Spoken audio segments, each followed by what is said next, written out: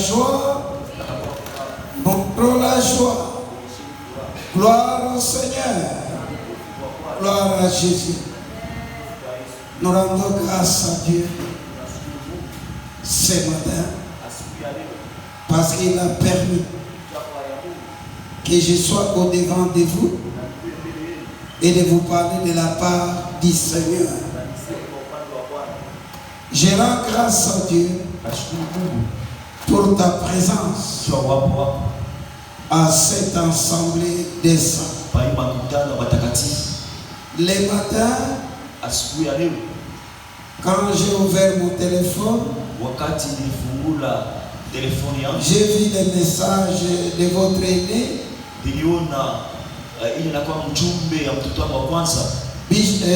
Musée Docteur Jonathan, ancien Jonathan, depuis Lusaka, il vous a salué. Il a dit, papa, transmettez mes salutations à toute l'église, à cette assemblée des saints. Je rends grâce à Dieu pour la communion parfaite entre les chantres, l'officiant et moi l'enseignant. Et l'officiant a même prêché ce que nous allons enseigner ce matin. Tu es le plus heureux. Tu es le plus heureux. Et ce matin, nous allons travailler avec l'onction des patriarches. Ce matin, nous allons travailler avec l'onction des patriarches. Et vous allez découvrir avec moi. Nous sommes à notre 6e facteur de succès et de réussite dans ta nouvelle saison. Et le 6e facteur nous dit ceci. Dans ta nouvelle saison, par ton travail, l'Éternel Dieu Tout-Puissant regarde à ta foi. L'Éternel Dieu Tout-Puissant regarde à ta foi, à ton intégrité, à ton intégrité et à ton engagement. Il regarde à ces 3 choses: à ta foi, à ton intégrité et à ton engagement. Pour faire quoi?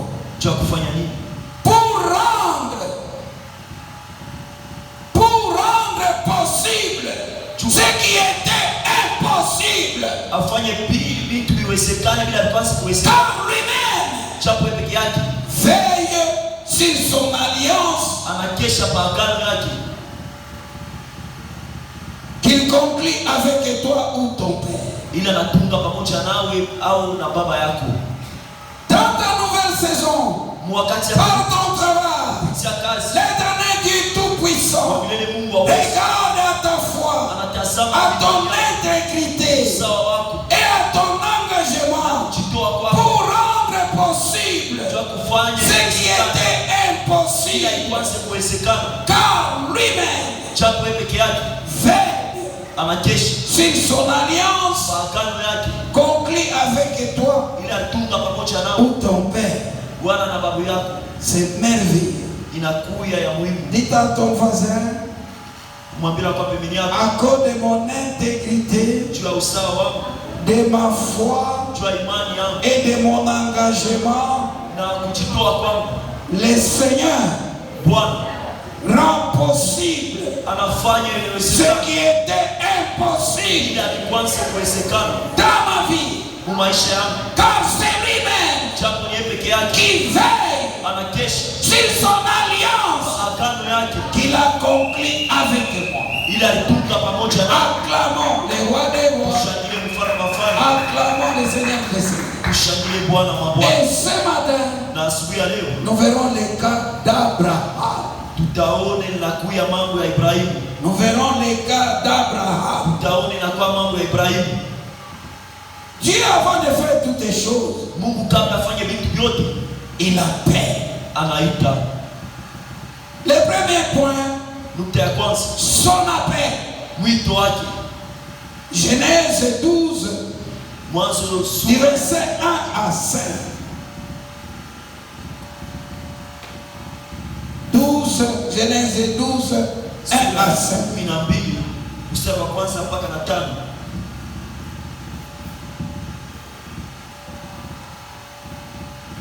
Genèse, le chapitre 12, du verset 1 à 5, nous lisons la parole de Dieu. Amen. L'Éternel dit à Abraham, va-t'en de ton pays, de ta patrie et de la maison de ton père, dans les pays que je te montrerai. Le verset 2, je ferai de toi une grande nation et je te bénirai, je rendrai ton nom grand et tu seras une source de bénédiction. Le verset 3, je bénirai ceux qui te béniront et je maudirai ceux qui te maudiront. Et toutes les familles de la terre seront bénies en toi. Le verset 4, Abraham partit comme l'Éternel le lui avait dit et Lot partit avec lui. Abraham était âgé de 75 ans lorsqu'il sortit de Charan. Le verset 5, Abraham prit Sarah, sa femme, et Lot, fils de son frère, avec tous les biens qu'il possédait et les serviteurs qu'il avait acquis à Charan. Il partit pour aller dans les pays de Canaan. Et ils arrivèrent au pays de Canaan. Amen. Amen. L'Éternel dit à Abraham. Encore Abraham. Ce n'est pas encore Abraham. Dieu appelle Abraham. Va-t'en de ton pays, de ta patrie, et la maison de ton père, vers le pays que je te montrerai. Dieu a un plan avec Abraham. Il lui dit de quitter son pays, sa patrie, et il ira au pays que Dieu lui-même va lui montrer. Pour faire quoi? Je ferai de toi une grande nation. 2. Je te bénirai. 3. Je rendrai ton nom grand. Il y a 3 choses que Dieu veut réaliser avec son élu Abraham.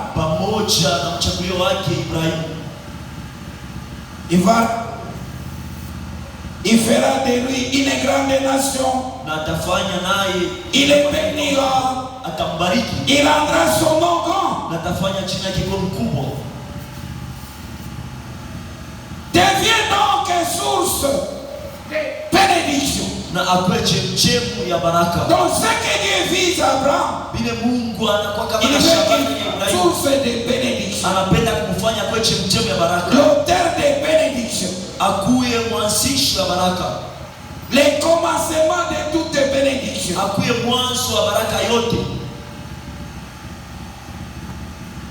Je bénirai ceux qui te béniront. Je maudirai ceux qui te maudiront. Mais bien aimé, quand quelqu'un devient par Dieu source de bénédiction, c'est une grâce pour toi d'être à côté de lui. et d'être dans les plans de Dieu. Quand il bénit cet homme, Dieu te bénit. Quand tu oses maîtriser cet homme, Dieu va te maîtriser et va te chasser. Toutes les familles de la terre seront bénies en toi. Quelle grande bénédiction. Abraham partit comme l'Éternel lui avait dit, et l'autre est parti avec lui. Il n'est pas parti seul. Il a pris son neveu. Abraham était âgé de 75 ans. De 75 ans. Pour dire 75 ans. Lorsqu'il sortit d'Aram, Abraham prit sa femme Sarah et son neveu Lot, avec tous les biens qu'il avait acquis à Aram. Et il sortit pour se rendre dans le pays de Canaan. Il arrivait donc à ce pays. Tout est planté. Abraham exécute fidèlement la parole de Dieu. C'est Dieu qui l'appelle. Dans l'appel de Dieu, il y a des bénédictions, il y a toutes les choses. Deuxième point. Les circonstances qui entourent Abraham pour qu'il vive l'effectivité de la nouvelle saison dans l'alliance avec Dieu. Les circonstances qui entourent Abraham pour qu'il vive l'effectivité de sa nouvelle saison dans l'alliance avec Dieu. Dieu peut parler, Dieu peut t'appeler, mais pour atteindre ta nouvelle saison, il y a des circonstances qui vont suivre ta vie pour que tu puisses atteindre ce que Dieu a prévu pour toi. Regardez maintenant très bien. Abraham veut aider Dieu en lui proposant son serviteur Eliezer. Abraham veut aider Dieu. Mais bien aimé, je te dis, il n'aidera jamais Dieu. Dieu reste Dieu. Si tu penses aider Dieu, tu es déjà disqualifié devant l'alliance avec Dieu. Mais Abraham veut aider Dieu et il propose son serviteur Eliezer qui est né dans sa maison. Genèse 15, 1 à 7. Mwanzo sura ya 15 1 à 7. mstari wa kwanza mpaka 7. Genèse, le chapitre 15, les versets 1 jusqu'à 7. Nous lisons la parole de Dieu. Amen. Après ces événements, la parole de l'Éternel fut adressée à Abraham dans une vision. Et il dit, Abraham, ne crains point, je suis ton bouclier et ta récompense sera très grande. Abraham répondit, Seigneur éternel, que me donneras-tu? Je m'en vais sans enfant, et l'héritier de ma maison, c'est Eliezer de Damas. Et Abraham dit, voici, tu n'as pas donné de postérité, et celui qui est né dans ma maison sera mon héritier. Alors la parole de l'Éternel lui fit adresser ainsi. Ce n'est pas lui qui sera ton héritier, mais c'est celui qui sortira de tes entrailles qui sera ton héritier. Et après l'avoir conduit dehors, il dit, regarde vers le ciel et compte les étoiles, si tu peux les compter. Et il lui dit, telle sera ta postérité. Abraham eut confiance en l'Éternel, qui les lui imputa à justice. Amen. Verset 7.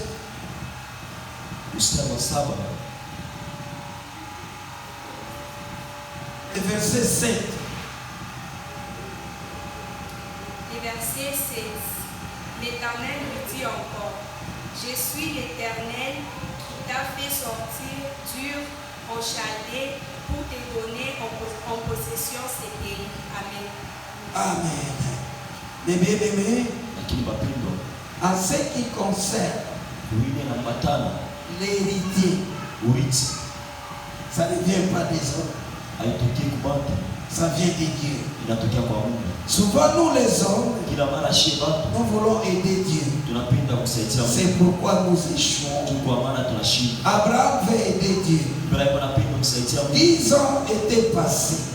Miaka mingi ilipita, Quand Abraham était arrivé à Canaan, wakati Ibrahimu alifika Kanaani, Dieu a béni Abraham, Mungu anabariki Ibrahimu, Dieu a béni Lot, Mungu anabariki Lot, et ils avaient beaucoup de biens. na wanakuwa na binti. À un certain moment, les serviteurs commençaient à se battre Wakati pour fulani nourrir leurs brebis. watumishi ya Lot na Ibrahimu wanaanza Alors kugombana. Abraham appelle son neveu, Sasa Ibrahimu il lui dit, il n'est pas normal anamwambia aina mzuri que nos serviteurs puissent se battre. watumishi Le pays est devant toi, nchi inakuwa mbele yako, tu peux prendre là où tu veux. unaweza kubeba. Et l'autre s'est séparé avec Abraham. Na Lot alijitesa, aliachana na Ibrahimu, Et là où l'autre s'est séparé avec Abraham, na pale Lot aliachana il na a Ibrahimu, été combattu.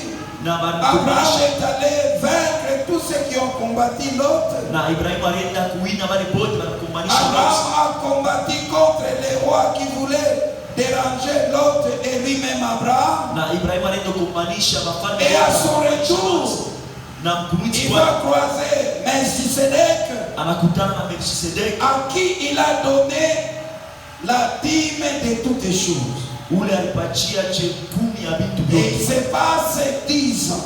na kunapitikana miaka Mais bien 10. aimé, Lakini bapenda dans ta destinée, wakati yako mpya, dans ta nouvelle saison, wakati yako mpya, les années ne comptent pas devant Dieu. miaka aina na mambo, Mais dans ta tête, lakini kama kinywa les temps ne comptent pas devant Dieu. wakati aina Quand Dieu a son temps, Mungu et les temps de Dieu, na wakati ya c'est Mungu quand tu entres dans ta nouvelle saison. wakati yako mpya. Alors là, Sasa pale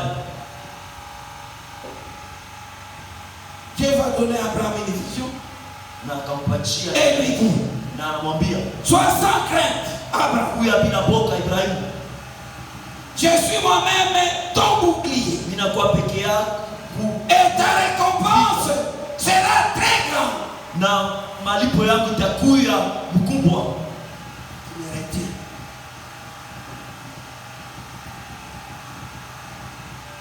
Sois sans crainte, Kuya bila boka Abraham. Ibrahimu, Je suis moi-même ton bouclier. mimi nakuwa ule kuna kukinga. Le bouclier, c'est quoi? Na ukinga nakuwa nini? C'est cet objet Inakuwa ni kile qui kitu empêche kiku na suiza les flèches, Il n'a les pas mis balles de t'atteindre. mabali kugusa. Dans ta nouvelle saison, Wakati yako Dieu mpya, se présente Mungu comme un anaonyesha bouclier. kama vile Celui qui combat, Johnny qui na Kumba. anéantit eko na toutes les adili flèches yote de l'ennemi. mamishale yote ya adui. C'est Dieu lui-même Ni Mungu peke qui yake entre dans la danse. anaingia Il mtendo devient ton bouclier. na anakuya Et ukingo quand wako. Dieu est Wakati ton Mungu bouclier, anakuwa ukingo wako, qui peut t'atteindre? nani anaweza Qui kugusa? peut t'atteindre? Nani anaweza Qui kugusa? est celui qui peut te Nani doiter? anaweza kushona? Personne. C'est pourquoi quand tu es dans ta nouvelle Wakati saison, unakuwa wakati yako mpya, c'est Dieu lui-même Mungu qui peke yake est sous contrôle de tout ce que tu fais. vile vyote unafanya. Et il dit encore, Na anasema tena ta récompense, malipo yako ton salaire ile nakuwa malipo sera yako grand. itakuwa mkubwa. Bien aimé, Upendo dans la nouvelle saison, wakati mpya, attends-toi à des grandes bénédictions. ongojea baraka mpya, Attends-toi à des grandes ongojea baraka mpya. bénédictions.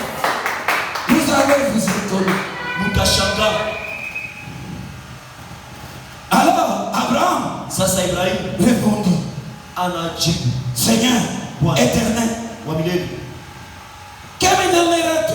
nini utanipatia? Je m'en vais sans enfant. Mimi naenda bila Et mtoto, l'héritier de ma maison, na mrithi wa nyumba c'est yake Eliezer de Dan. anakuwa ni Eliezer wa kule Le kutoka bien-aimé, na mpendwa naturellement, Mbumutu. l'héritier vient d'où? Mrithi anatokea wapi? Je vous pose la question. Ni miswali. L'héritier vient d'où? Mrithi anatokea wapi? Hein? Ça vient du Père. Anatoka kwa baba. L'héritier Mrithi vient de tes entrailles. anatokea mtumbo yako. Et les communs des mortels Na kusema kwa watu pensent que l'héritier peut venir du dehors. ya kusema ule anakuwa Je te dis, nje, ninakwambia l'héritier ne peut sortir que de tes entrailles. anatokea mpaka mtumbo yako. Et de deux façons. Mumana mbili, Biologiquement ou spirituellement. mwili wala mkiro. Pour hériter ce qui est du Père, Bila anatokea kwa baba. tu dois être engendré par le Père. Inabidi Biologiquement ou spirituellement. kumwili Si tu n'es pas engendré par le Père, kupitia tu n'hériteras rien. au stariti kamwe. Même si le Père te place, Hata kama baba sois d'abord engendré comme un fils. kuya kwa kuzarikwa kama vile mtoto. Je m'en vais sans enfant, Mimi nenda bila mtoto, mais mon héritier sera Eliezer de Dama. na mrithi wa Parce qu'il était dans ma maison. juu anazarikwa. Il ajouta, na anaongeza, tu ne m'as pas donné de descendance. au kulipa Celui qui est né dans ma maison mnyumba sera mon héritier. juu atakuwa mrithi wangu. Voilà les pensées des hommes. Moneni mawazo ya watu. Nous devons beaucoup réfléchir. Inabidi tufikiri zaidi. Nous devons beaucoup réfléchir Inabidi tufikiri pour zaidi. la succession, Juu ya pour l'héritage. juu ya kurithi. Pour hériter, Juu ya kurithi il faut être fils ou fille. inabidi kuwa mtoto Il faut mwanaume. être engendré Bale wanasaidia biologiquement ou spirituellement. wala mkiroho. C'est alors que tu peux hériter. Unaweza kurithi. Un vagabond ne peut jamais hériter du Père. Mtoto wa barabara siwezi kama kurithi kutokea baba. Un vagabond n'hérite jamais. Mtoto wa barabara siwezi kurithi. Mais c'est celui qui demeure. Ni ule C'est anakuwa celui qui est dans la maison du Père. yule anakuwa C'est mtu celui qui veille au conseil, aux enseignements du Père, qui hérite du Père. na anarithi kutokea baba. Et Dieu ne peut pas se contredire. Na Mungu asiwezi kupinga ile mambo. Mais l'Éternel lui adressa la parole et dit, Lakini wa milele ce alimwambia n'est pas lui, kwambia hivi, ton héritier. alina ule mrithi. Alléluia. J'aime Dieu, Napenda très Mungu. fidèle. Mais c'est lui qui sortira de tes entrailles, qui sera ton héritier.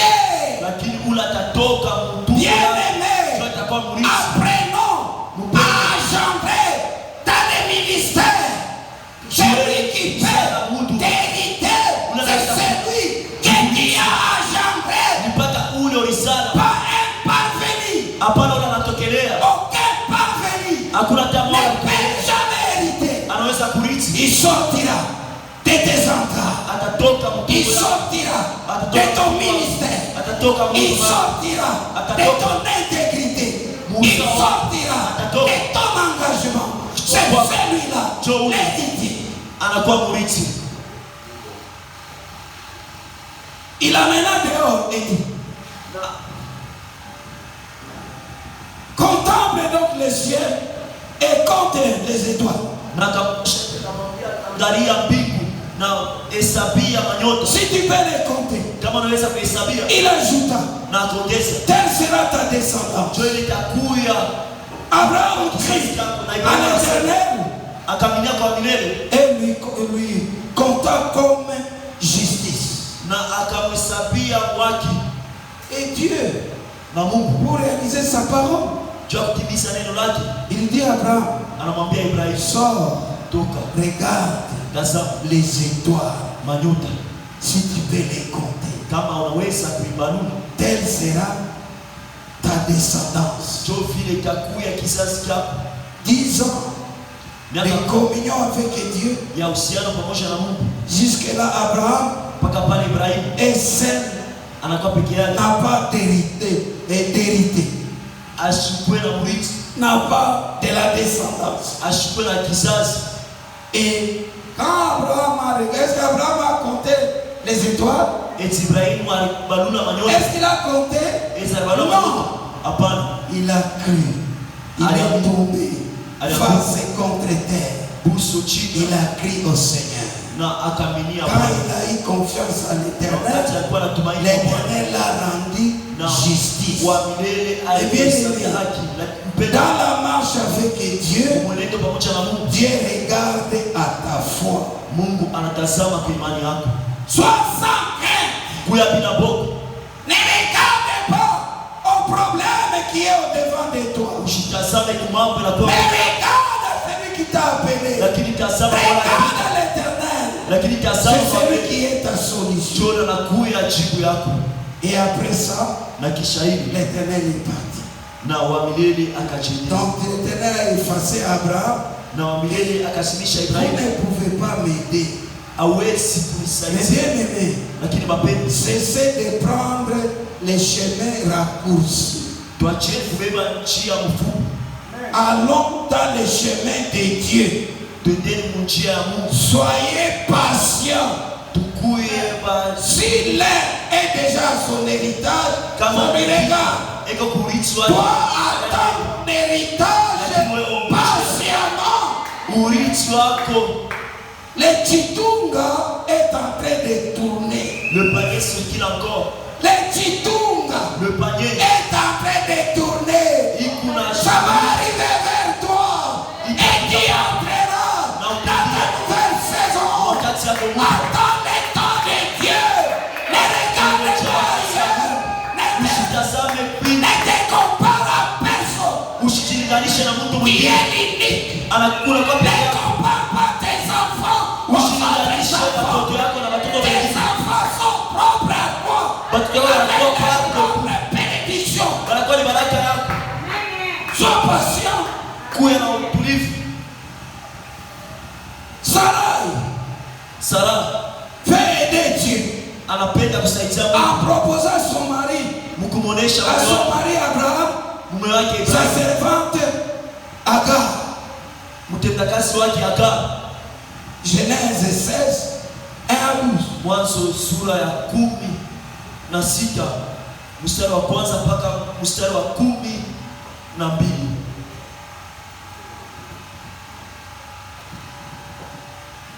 Sarah, comme son mari, veut encore aider Dieu. Sara kama vile mume wake anapenda tena kumsaidia Mungu. Vous les hommes Mwe batu et les femmes, na banamuke vous ne voulez pas entrer dans les pensées de Dieu. amupende kuingia mawazo ya Mungu. Vous voulez toujours aider Dieu. Unapenda paka kumsaidia Mungu. Sarah a proposé Agar, Akamwambia, sa servante, akamuonesha Ibrahimu Agar na comme kwa épouse, kama vile bibi pour que la descendance juu kizazi vienne itokee d'Agar. kupitia Agar. Que le temps que tu passes ne te dévie pas de la voie de Dieu. Ile wakati kunapitisha kuepushe Ne njia, regarde pas au temps. usitazame kwa wakati, Tu as ton temps. unakuwa na wakati. Dis à ton voisin, j'ai Ambia mon na temps. pembeni yako asema nakuwa na wakati yangu. Voici mon temps maintenant. Moneni wakati yangu sasa.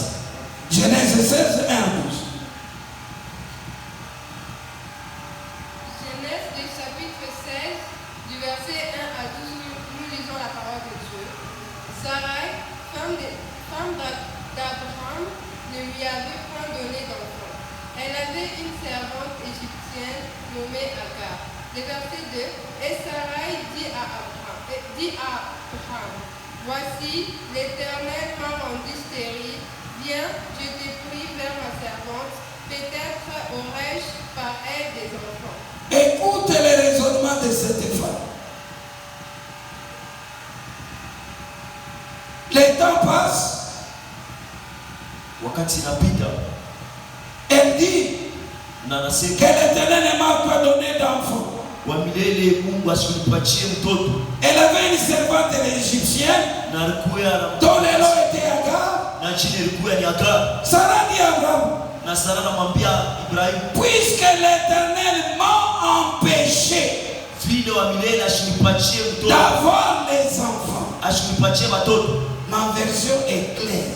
Ili nakuya Biblia yangu nakuwa Pas wazi. l'Éternel m'a rendu stérile. Hapana, wa milele ananiweka mimi nakuwa mtasa. L'Éternel m'a empêché. Wa milele alinizuiza.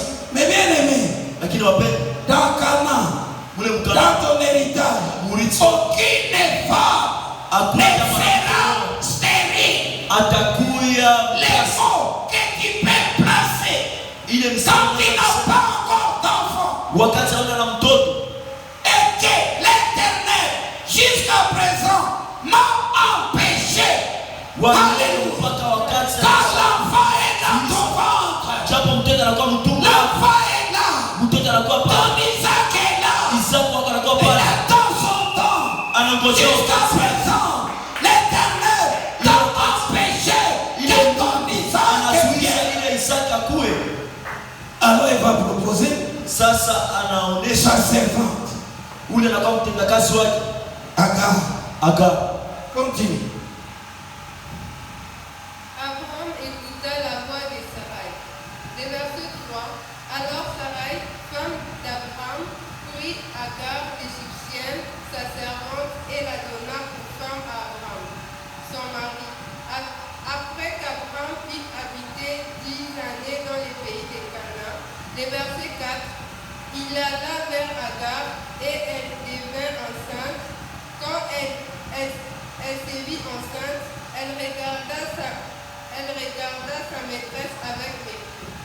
Le verset 5. Et Sarai dit à Abraham, l'outrage qui me fait retomber sur toi, j'ai mis ma servante dans ton sein, et quand elle vit qu'elle était enceinte, elle m'a regardé avec mépris.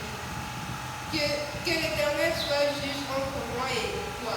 Le verset 6. Abraham dit à Sarai, voici ta servante est en ton pouvoir, agis à son égard comme tu le trouveras bon.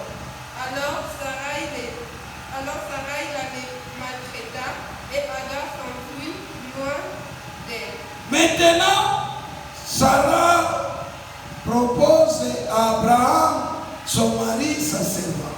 Sasa Sarai anamwambia Ibrahimu ule kwa mtendakazi wake Abraham, Ibrahimu sans prier, bila kuomba, comme Agar, kama vile dans Agar sa proposition, mwili na elle kuya n'a pas prié. kumuonesha asikuombe La même chose mambo que tofauti son mari. na bwanake. Quand on lui propose Agar, Wakati banamuonesha Agar il n'a pas prié. asikuombe, Mais bien aimé, lakini bapendwa, tes ennemis, baadui yako les circonstances, ile maachira dans ta nouvelle saison, mwakati yako mpya feront tout itafanya yote pour te détourner juu ya de kuepusha la sainte voie. munjia Et ya la première des choses na que kitu cha kwanza tu constateras, utaona tu n'aimeras pas l'église, au sitapenda kanisa tu n'aimeras pas la prière, au sitapenda tu maombi n'aimeras pas être fréquent dans l'église. au sitapenda kwanza kwa kila Tu mara, vas chercher utatafuta à trouver solution par tes propres moyens. kupitia manamuna yako, Et là, tu échoues avec succès. na pale unashindwa. Bien-aimé dans le Seigneur, Upendo ni ya Bwana, dans les temps de ta nouvelle saison, wakati yako sois en communion kuya muhusiano avec Dieu, na Mungu, sois permanent kuya à ton appel à l'église na wakati wito wako na pour kanisa faciliter juu ya l'acheminement de ta nouvelle saison. juu ya kufanya ile na kwa wakati yako mpya yende mzuri.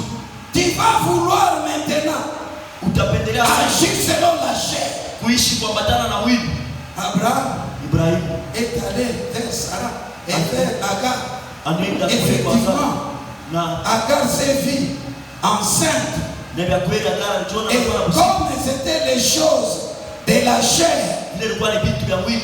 et Agar a commencé à mépriser sa maîtresse. Et c'est alors que Sarah fait revenir au Seigneur. Oh, regardez comment ces choses retombent sur moi. C'est moi-même qui ai pris Sarah, je t'ai mis dans tes seins. Aujourd'hui, elle se voit enceinte. Elle veut me mépriser. Qu'est-ce que tu penses? Là où toi tu as échoué et tu donnes à ta servante, quand elle va réussir, penses-tu qu'elle va encore te respecter? Non, ne jouez pas dans le ministère, ne jouez pas avec ta saison, ne jouez pas avec la bénédiction qui t'est réservée. Alors Abraham dit à Sarah, elle est à ton pouvoir, traite-la comme tu veux. Et Sarah a maltraité. Et elle a fui loin de sa maîtresse. Continue. Le verset 7. Allez-y. L'ange de l'Éternel la trouva près d'une source d'eau dans le désert, près de la source qui est sur les chemins de Tchis. Le verset 8, il dit, Agar, servant de Sarah, d'où viens-tu et où vas-tu? Vous comprenez? L'ange la trouve près d'une source dans le désert. L'ange dit à Sarah, Sarah et Agar, servante de Sarah, même si tu gonfles, même si tu montes, tu es serviteur de celui qui t'a établi. Même l'ange a reconnu qu'Agar était servante de Sarah. L'orgueil qui te fait monter te conduira à te détruire. Tu n'es qu'un serviteur inutile. Tu n'es qu'un serviteur inutile. Et Dieu a mis la grâce en toi pour te rendre fécond. Sois reconnaissante à ta maîtresse. Continue. Elle répondit, je fuis loin de Sarah, ma maîtresse. Le verset 9, l'ange de l'Éternel lui dit, retourne vers ta maîtresse. Retourne vers ta maîtresse. Et il m'y lut toi. On ne joue pas dans l'œuvre de Dieu. Tout serviteur, quand il a péché, doit retourner à son patron. Et bien aimé, on ne fait pas d'escape dans l'église de Dieu. Retourne vers ta maîtresse. Tu dois retourner. Allez-y.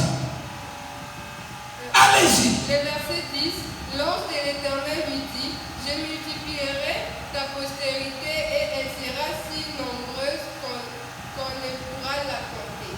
Le verset 11, l'ange de l'Éternel lui dit, voici, tu es enceinte et tu enfanteras un fils à qui tu donneras le nom d'Ismaël, car l'Éternel t'a entendu dans ton affliction. Le verset 12, il sera comme un âne sauvage, sa main sera contre tous, et la main de tous sera contre lui. Vous voyez, l'enfant qui n'hérite pas, il devient vagabond. Son lieu, c'est le désert. Et il va vivre de la guerre. Et malgré qu'il va vivre de la guerre, mais il sera toujours vaincu par ses frères. L'ange a reconnu que Agar a péché contre sa maîtresse. Mais bien aimé, un péché reste péché. péché. Même quand tu fuis, loin de l'église, loin de ton maître, les cieux te feront retourner. Retourner vers ton Père pour t'agenouiller et demander pardon. Et c'est après que l'ange a béni Ismaël. Et Ismaël veut dire, il a demandé, le Seigneur t'a entendu.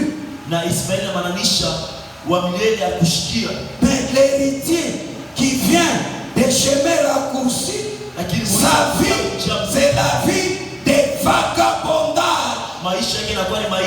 Fais gaffe dans ton ministère pour que tu sois vagabond spirituel. Sinon, ta place c'est le désert. Ta place c'est le désert. Tout le monde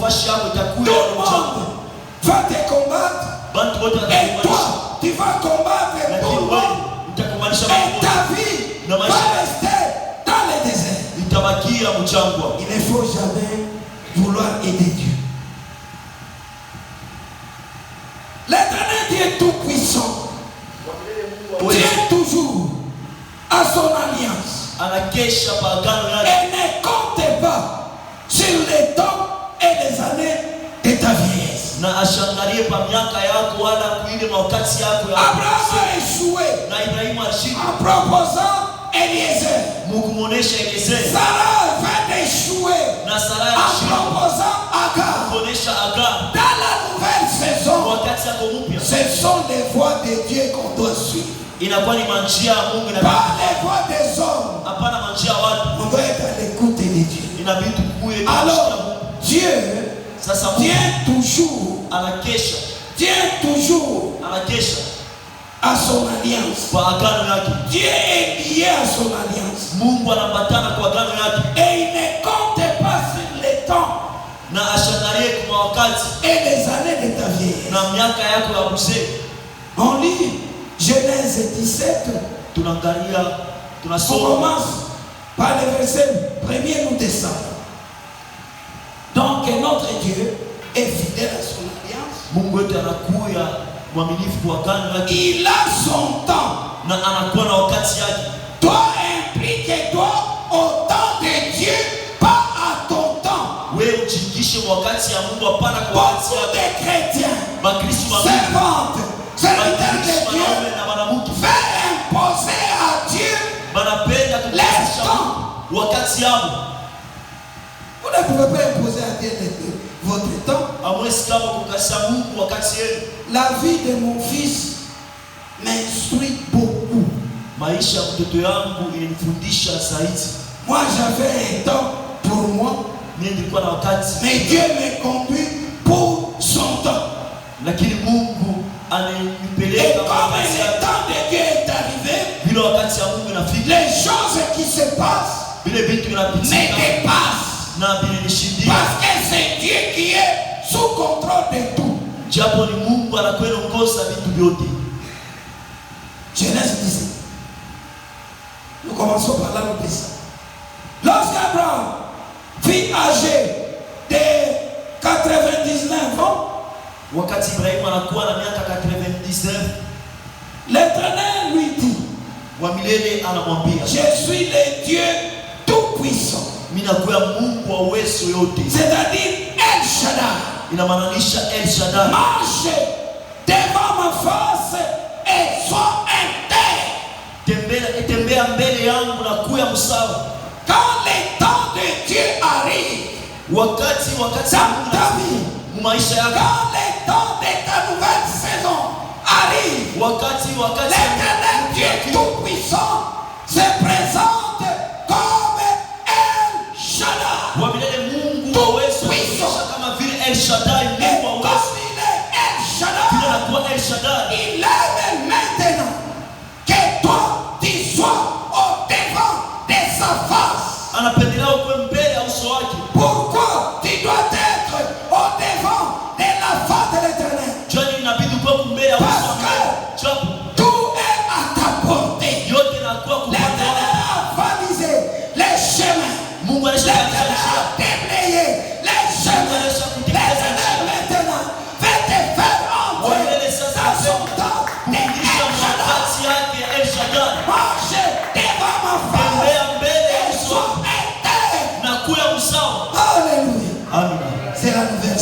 Ni wakati mpya. Nous sommes devant Dieu. Tunakuwa mbele ya Dans notre intégrité.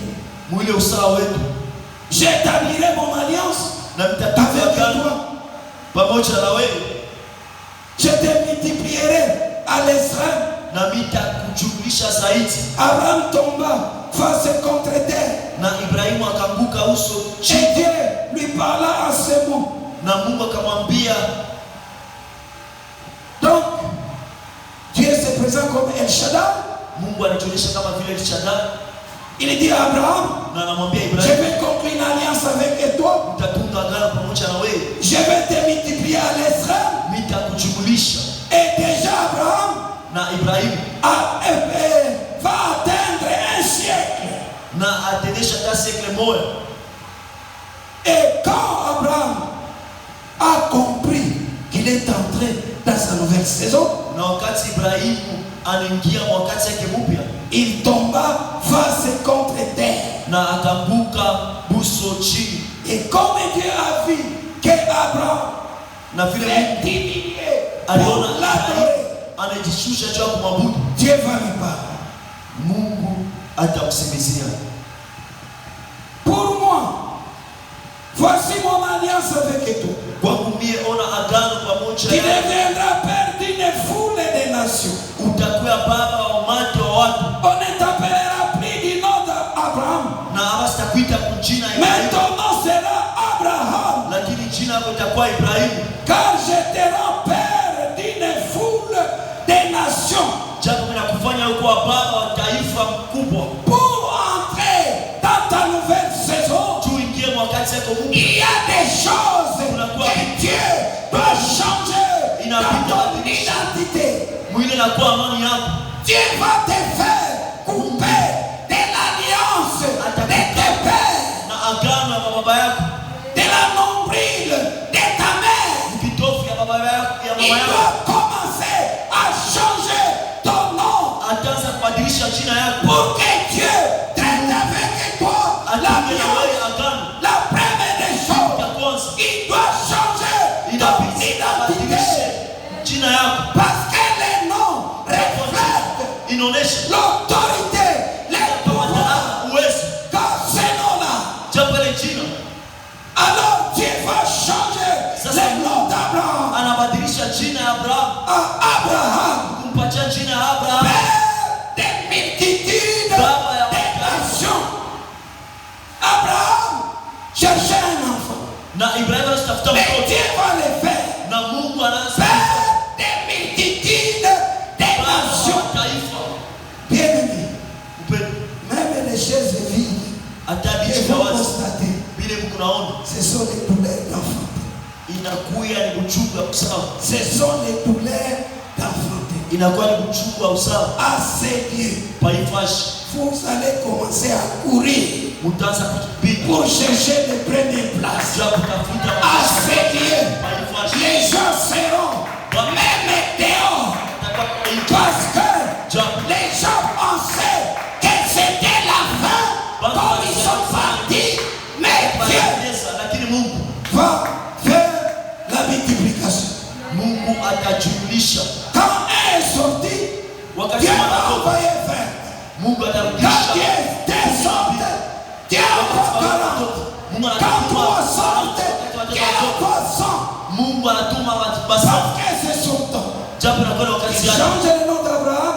na anabadilisha jina Il la est pris père d'un fils. hauna baba mtoto Il mmoja, devient père de toutes les nations. unakuwa baba wa taifa. Et nous aujourd'hui, Na sherehe Abraham est notre père. Ibrahimu anakuwa baba Vous yetu. comprenez Unaelewa la foi de cet homme. imani ya ule mtu.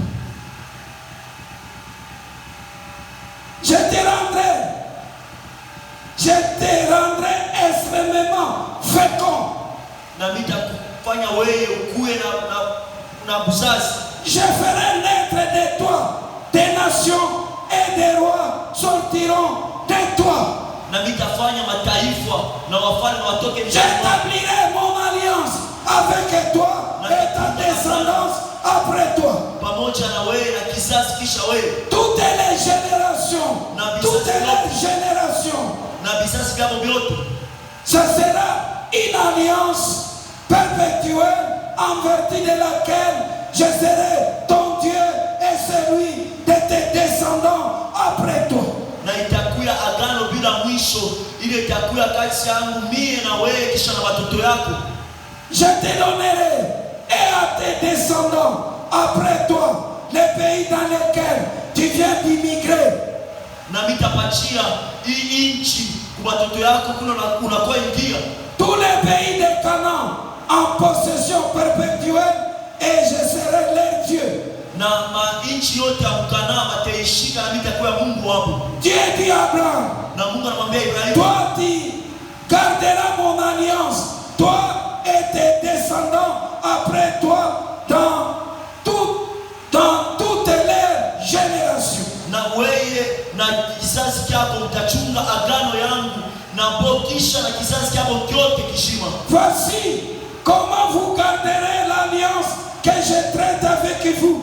Na moneni vile mtatumikia hii agano natunga pamoja na wewe. Et avec ta descendance après toi. Pamoja na kizazi yako kisha wewe. Tout mâle parmi vous sera circoncis. Mtoto wote mwanaume atatairiwa. Vous circoncirez comme signe d'alliance entre vous et moi. Mtafanya vile kama vile inakuwa alama ya agano kati ya wewe na mimi. Dieu change la vision d'Abraham. Na Mungu anabadilisha onyo ya Ibrahim. Abraham avait la vision unitaire. Na Ibrahim alikuwa na onyo moja. Et Dieu lui donne la vision des milliards. Na lakini Mungu anampatia ile onyo ya il devient père des nations. Na anakuwa baba mataifa. Et Dieu lui dit, je te multiplierai à l'Israël. Na Mungu anasema atakuchumulisha zaidi. Et je traite alliance avec toi et ta descendance après toi. Na mimi natunga agano pamoja na wewe na kisha na et kizazi le kisha pays wewe.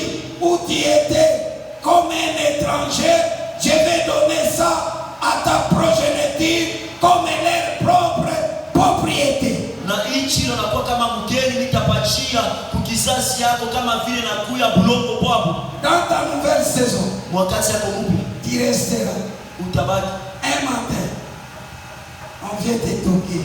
Asubuhi mwa banakuwa kukolea. On dit papa, Wanasema baba, voici les clés. moneni La Jeep est là. Gari Monte, c'est pour toi. panda inakuwa yako. Dans ta nouvelle saison, Wakati yako mpya on t'appellera. watakuita. Un matin, Asubuhi moja, maman, mama prends les clés. beba funguni. La maison que j'ai construite là-bas, c'est pour toi. Nilijenga kule inakuwa ni hapo.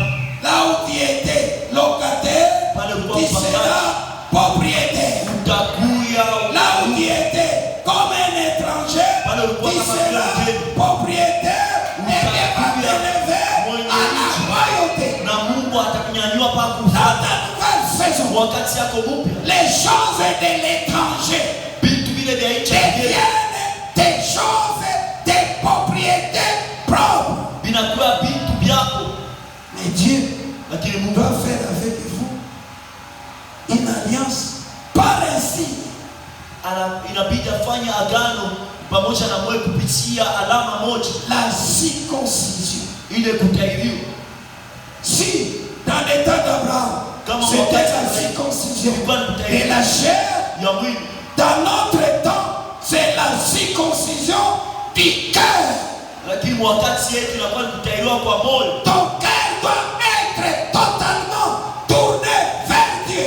Na moyo wako inabidi kuwe kamili Ton kwa cœur, Mungu. ton âme, ton esprit doit appartenir totalement à Dieu. Inabidi kuwe yote kwa Mungu. Il faut qu'il y ait un signe d'alliance. Inabidi kuwe alama ya agano. Que Dieu voit dans ta vie. Ile Mungu Que anaona ton maisha yako. âme, ton esprit, ton être lui appartient. Unakuwa kupande wake. Le verset 15. Dieu dit encore à Abraham, Mungu anamwambia tena Ibrahim, pour ce qui est de ta femme Sarah, ile na kuwe ya mke wako Sarai, tu ne l'appelleras plus Sarah, au sitamwita tena Sarai, mais son nom sera Sarah. lakini jina lake litakuwa Sara. Son Son nom sera Sarah, na jina yake itakuwa Sara, qui signifie inamaanisha la mère des princes. mama wa bafalme. Elle était, Sarah signifiait la princesse d'Abraham. Na Sara alifananisha kwa ule anakuwa Mais prince. quand Dieu change le nom de Sarah à Sarah, elle devient la princesse des princes, des rois. Wakati Mungu anabadilisha jina ya Sara anakuya princess wa bafalme. Dans ce sein sortiront des rois. Na mtumbo wake mtatoka wafalme. Je la bénirai Na mitambariki. et je te donnerai d'elle un fils. Na mitakupatia kutokea yeye mtoto. Je la bénirai Na mitambariki. et donnera naissance à des nations. Na atazana mataifa. Les rois de plusieurs peuples sortiront d'elle.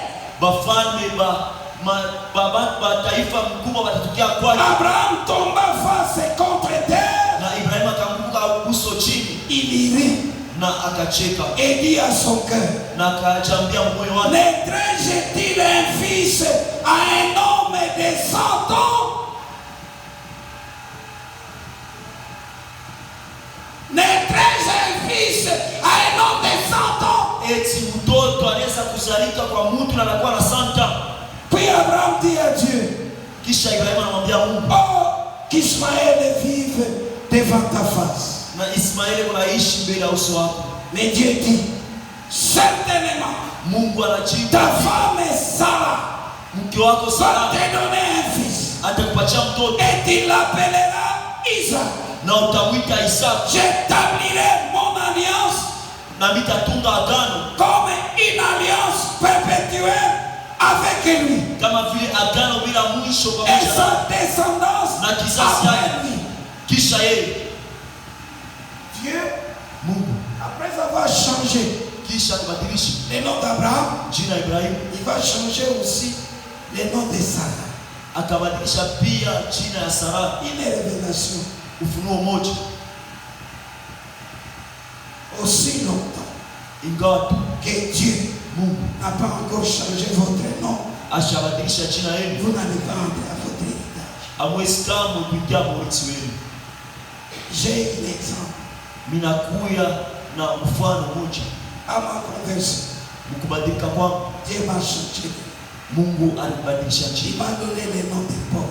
alimpatia jina ya Paul. Paul était un missionnaire. Paul alikuwa mtu N'est-ce pas? mwenye jina aina Comme j'ai hérité le nom de Paul, vile mimi nilipokea jina ya 2 ans après, miaka mbili j'ai été missionnaire. na nilikuwa na mimi Je mission suis allé représenter l'église mimi en Europe. kule kwa Europe. Voilà ce que Dieu fait. Mwone vile Mungu anafanya. Prie le Seigneur Omba Bwana qu'il change de ton nom.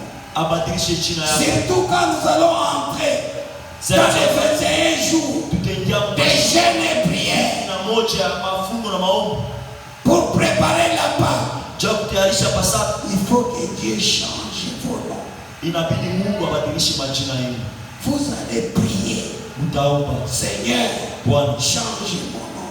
badilisha jina yangu. Alors il a changé le nom de Sarah à Sarah, de Sarah à Sarah, Na nabadilisha qui jina devienne, ya Sarai kusara, qui va jamais des princesses des nations. na atazana wafalme wa mataifa. Et Dieu dit à Abraham, Na Mungu anamwambia certainement, hakika Sarah Sara te donnera un enfant. mtoto. Abraham rit. Na Ibrahimu anacheka. Pourquoi Abraham a ri? Jua nini Ibrahimu anacheka? Il a vu ce qu'il est. Un homme de 100 ans. Aliona kile Pour alikuya encore avoir la mtu wa force Santa Esi aliyekuwa na nguvu pour féconder sa femme. juu Il amzalishe s'est mesuré à son ancienne donc saison.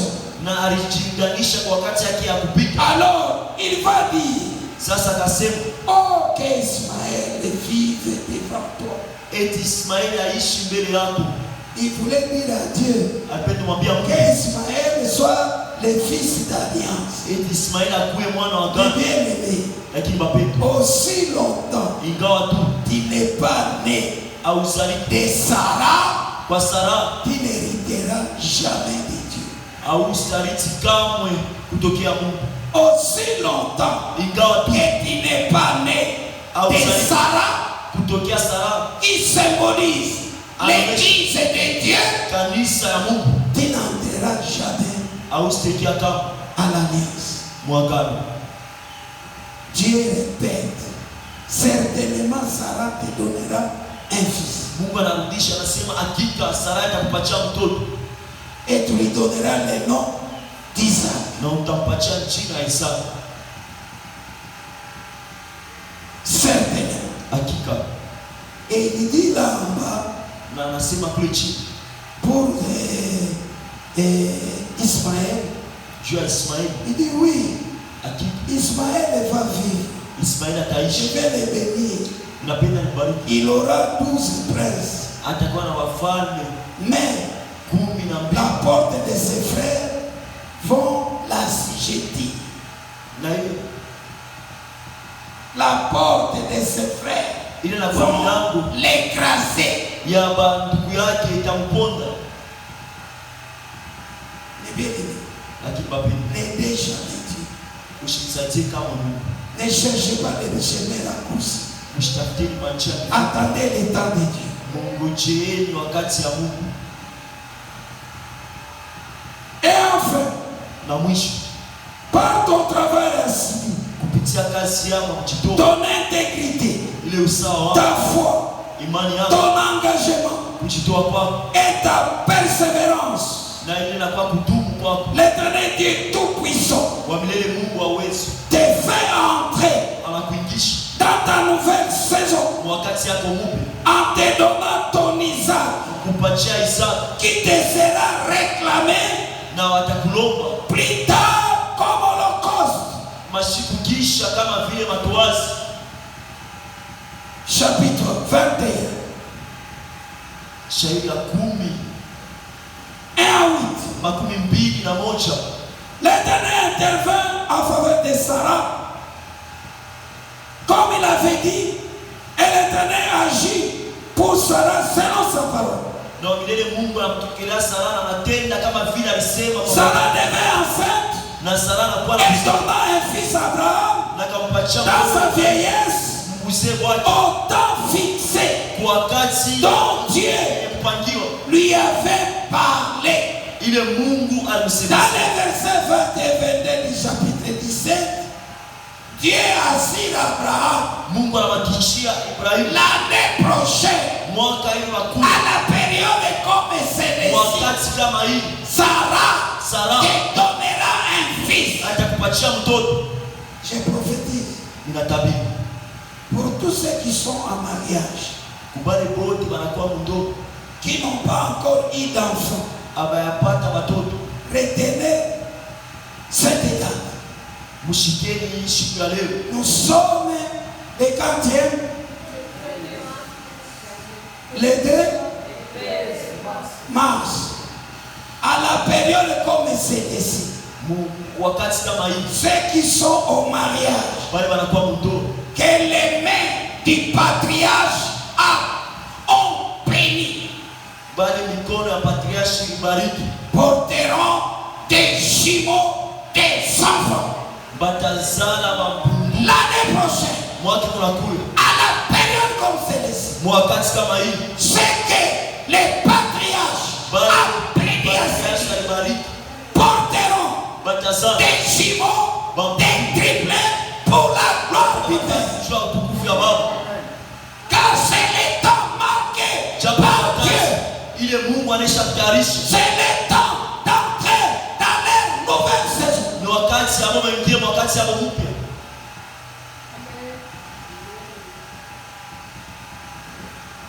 Sarah devait enceinte, Na Sara akachukua donna mtoto un fils à Abraham na akampatia dans sa vieillesse, mbuzi wake, au temps fixé dont Dieu a parlé. ile Mungu alisema.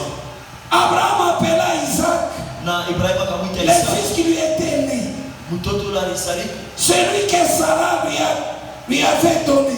ule Sara alimpatia. Abraham circoncit son fils Na Ibrahimu Isaac âgé de 8 jours. Alikuwa na mashiko Comme Dieu lui avait ordonné. Kama vile Mungu. Abraham était âgé de 100 ans. Na Ibrahimu alikuwa na miaka à la naissance de son fils Isaac.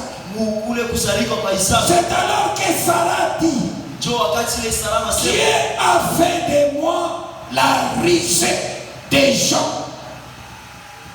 Quiconque l'apprendra rira à mon sujet. Elle ajouta, qui aurait dit à Abraham que Sarah allaitait des enfants? Cependant, je lui ai donné un fils dans sa vieillesse.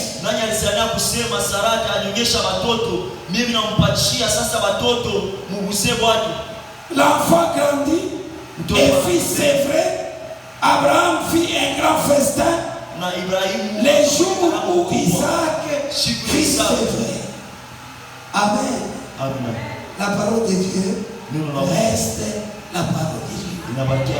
La parole de Dieu ne dépend pas des circonstances, des temps et des lieux. Sois intègre. Sois intègre. Ferme ton appel, à ton engagement.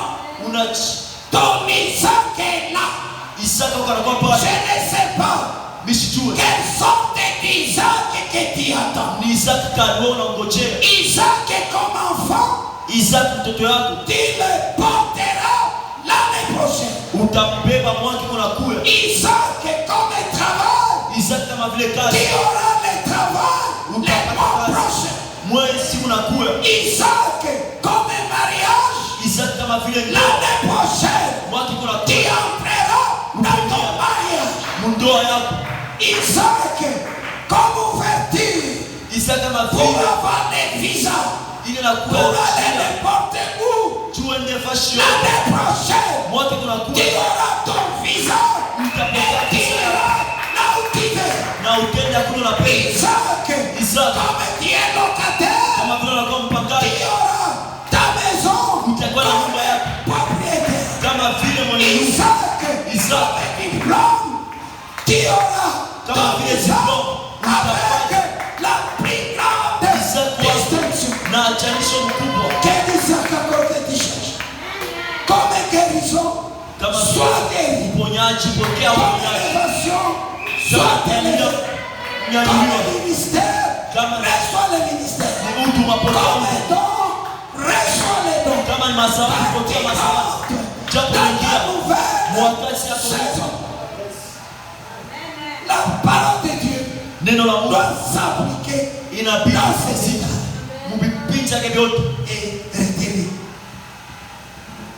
Dieu, dans l'alliance de Dieu, découvrez, il y a ceci. Les principes et les suivants. Qui perd gagne. Vous comprenez dans l'alliance avec Dieu? Retenez ça. Répétez après moi. Qui perd gagne. Il faut donner pour gagner. Il faut apprendre à donner ce que Dieu t'a donné pour gagner les multitudes. Dieu t'a donné ton Isaac. Et cet Isaac doit être au service de cette assemblée des saints. Ton Isaac est là. Ce n'est pas ton père qui t'a donné. Ce n'est pas ta mère qui t'a donné. C'est cette assemblée qui t'a donné. Ton Isaac doit être au service de cette assemblée des saints. Et là, Dieu va demander à Abraham, au chapitre 22, de 1 à 19, son Isaac. Qui perd, gagne. Dieu a perdu, Abraham a gagné. Et fallait que Abraham puisse perdre Isaac pour gagner Christ. haimapoteshe Isaka juu awili. On a pris le temps pour lire. On a pris le temps pour lire. Tulibeba wakati ya Parce que pour kusoma. le conclure, Hatuna na wakati ya kusoma. ton Isaac te sera réclamé. Kwa Comme l'Holocauste. kama Quand il sera guéri, wakati amène l'action de grâce. leta Quand tu tena auras les enfants, wewe utapata watoto. amène l'action de grâce. Leta tena Quand tu watoto. entreras dans ton mariage, amène l'action de grâce. Leta tena Quand tu watoto. auras ton visa, Wakati amène l'action de grâce. Quand tu auras le travail, amène l'action de grâce. Quand tu seras élevé, amène l'action de grâce. leta tena la shukrani. Sois fidèle Kwa mwaminifu dans les dîmes et les offrandes. Ainsi ta bénédiction na pale baraka yako sera perpétuelle. itakuya kamili. Que Dieu bénisse sa parole Mungu au nom de awabariki. Jésus-Christ.